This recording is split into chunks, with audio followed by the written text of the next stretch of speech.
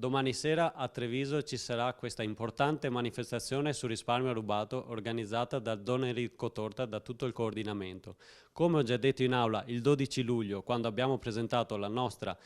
relazione, è importante che ci siano tutti gli amministratori del Veneto, i sindaci in prima linea con le loro fasce, noi del Consiglio regionale e anche i parlamentari, perché mai come ora è importante muoverci come veneti, perché questo caso deve avere la rilevanza nazionale che finora non ha avuto.